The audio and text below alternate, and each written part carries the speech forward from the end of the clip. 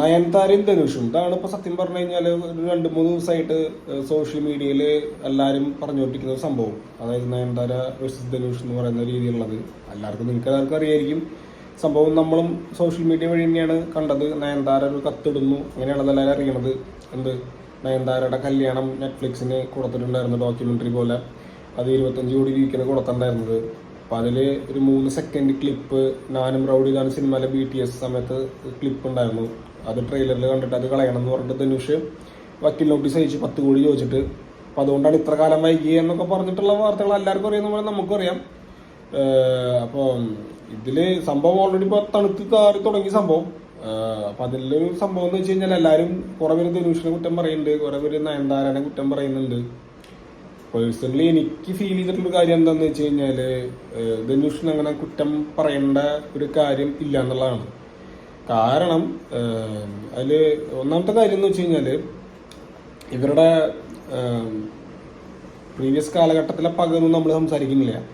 അതായത് as A production ഹൗസിൻ്റെ ഉത്തരവാദിത്തമുള്ളതാണ് ആ സിനിമയുടെ BTS സീനാണെങ്കിലും ശരി, ആ സിനിമയിലെ ക്ലിപ്പാണെങ്കിലും ശരി.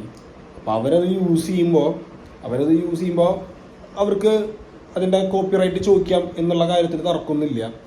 നയൻതാരയുടെ വെഡ്ഡിങ് ആൽബം എന്താ ചെയ്യണത്, ഒരു പേയ്മെൻറ്റിന് വേണ്ടിയിട്ട് നെറ്റ്ഫ്ലിക്സിന് കൊടുക്കുകയാണ്, വെറുതെ ഒന്നുമല്ല. അപ്പം അതുകൊണ്ട് തന്നെ ധനുഷ് ചോദിച്ചതിൽ തെറ്റൊന്നും പറയാൻ പറ്റില്ല. ധനുഷിന് വേണമെങ്കിൽ ഫ്രീ ആയിട്ട് കൊടുക്കാം, കാശിന് കൊടുക്കാം, എന്ത് വേണമെങ്കിൽ ചെയ്യാം, അത് അവരുടെ റൈറ്റ്സ് ആണ്. കാര്യം നമ്മൾ കുറേ നയൻതാരനെ പറ്റി കുറേ ന്യൂസുകൾ കേട്ടിട്ടുണ്ട്. അതായത് പ്രൊഡ്യൂസർമാരുടെ കയ്യിൽ നിന്ന് ആയനെ സ്വന്തം കടാവിനെ നോക്കണ ആയക്ക് വരെ പ്രൊഡ്യൂസർമാരുടെ കയ്യിൽ നിന്നാണ് കാശ് വാങ്ങണമെന്നൊക്കെ പറഞ്ഞ് കാശിൻ്റെ കാര്യത്തിൽ കറക്റ്റ് കണക്ക് പറഞ്ഞ് വാങ്ങുന്നൊരു സ്ത്രീയാണ് അവരെന്നൊക്കെ പറഞ്ഞിട്ട്. അപ്പോൾ അവർക്ക് പൈസയുടെ കാര്യത്തിൽ നല്ല കൃത്യമായിട്ടുള്ള പ്ലാനിങ്ങും അല്ലെങ്കിൽ ആ ഒരു അച്ചടക്കമൊക്കെ ഉണ്ടെങ്കിൽ ധനുഷിനും അതേപോലെ ഉണ്ടാവുമല്ലോ. അവരുടെ ക്ലിപ്പ് യൂസ് ചെയ്യുമ്പോൾ അവന് പേഴ്സണലി താല്പര്യം ഉണ്ടാവില്ല. അപ്പോൾ അതുകൊണ്ടായിരിക്കും ഈ ഇഷ്യൂസ് കാര്യങ്ങളൊക്കെ വന്നിട്ടുള്ളത്.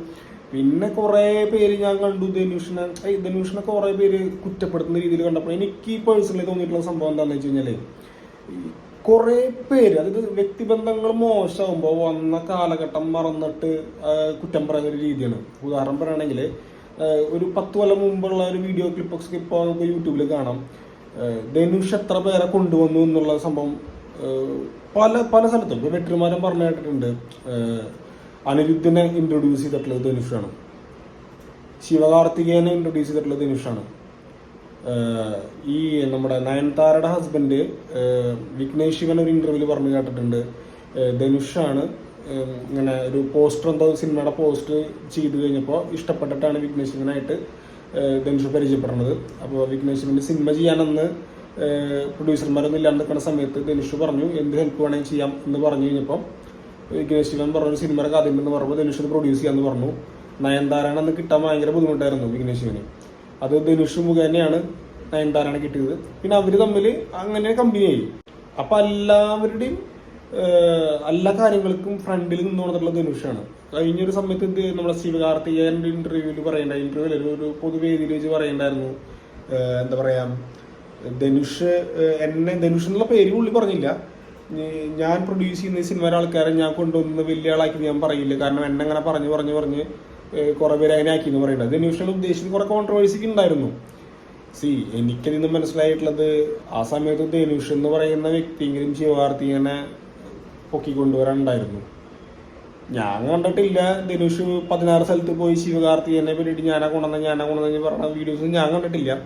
ഇനി അങ്ങനെ ഉണ്ടെങ്കിൽ തന്നെ ഇവർക്ക് നല്ല ഗഡികളാണ്, അല്ലേ, നല്ല ഗഡികളാണ്. ഇവർക്ക് പറയാം, പറയല് നിർത്തും, നമ്മൾ ഇതുവരെ അങ്ങനെ പറയല്ലേ എന്നുള്ള പറഞ്ഞ് അങ്ങനെ നിർത്താം.